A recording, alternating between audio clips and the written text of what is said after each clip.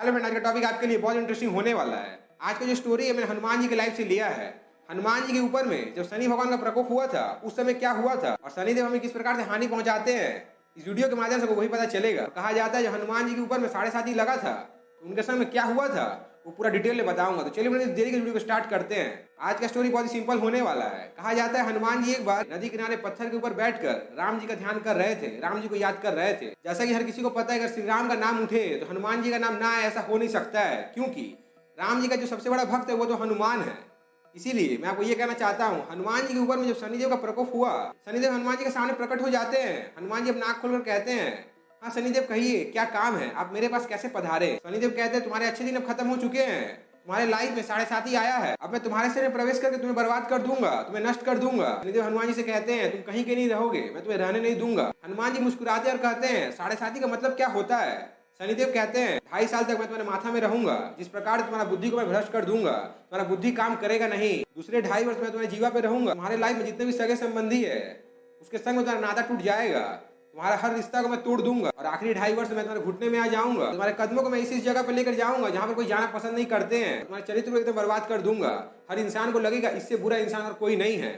हनुमान जी कहते हैं तो फिर देर किस बात का है, आप अपना काम स्टार्ट करिए, मैं अपना काम स्टार्ट करता हूँ। इतना सुनते ही शनिदेव चौंक जाते हैं, उनके मन में कुछ चलता नहीं है, पर वो हनुमान जी के अंदर विराजमान हो जाते हैं, उनके माथा में ढुक जाते हैं। इतना सुनते ही हनुमान जी कहते हैं मेरे रूम में राम जी बसते हैं, मेरे अंदर में किसी और के लिए कोई स्थान है नहीं, इसीलिए आप मुझे माफ करिए, मैं आपको अपने अंदर में जगह नहीं दे सकता हूँ। शनिदेव कहते हैं मैं कुछ कर नहीं सकता हूँ, मैं तुम्हारे अंदर प्रवेश करूंगा। पहले 2.5 वर्ष वो माथा में विराजमान रहते हैं, बुद्धि को भ्रष्ट कर देते हैं। जैसे ही उनके माथा में विराजमान होते हैं हनुमान जी को माथा खुजली होने लगता है और उन्हें माथा खुजला रहे होते हैं। पर जैसा कि उनको पता है कि हनुमान जी का जो मिजाज है बंदर स्वभाव का है, हंसी मजाक वाला है, हनुमान जी के अंदर कुछ चलता नहीं है, वो अपने जगह से उठते नहीं है, कुछ करते नहीं है। यहाँ पर बात आता है पूंछ का। अब आपके मन में चल रहा होगा पूंछ क्या कर सकता है, तो चलिए पूंछ का शक्ति मैं आपको बताता हूँ। अपने पूंछ को बढ़ाकर बड़े बड़े चट्टान को अपने माथा में रख लेते हैं। अब आपको ये लग रहा होगा हनुमान जी क्या पागल हो गए हैं। जैसे ही पहला चट्टान रखते हैं शनिदेव कहते हैं अरे मूर्ख बंदर तुम क्या कर रहे हो, मेरे माथा में बहुत खुजली हो रहा है, मुझे सहन नहीं हो रहा है। तो शनिदेव कहते हैं अगर माथा में खुजली हो तो तेल लगाया जाता है, मसाज किया जाता है, तुम पत्थर क्यों रख रहे हो। हनुमान जी कहते हैं अगर सब जो कर रहे हैं हम भी वही करें तो हो गया, मेरा जो मन करेगा मेरा शरीर मैं वही करूंगा। शनिदेव कहते हैं मैं इतना भारी चट्टान का बोझ उठा नहीं पा रहा हूँ।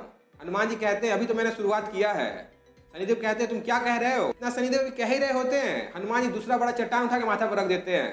शनिदेव कह रहे हैं मेरा दम घुट रहा है।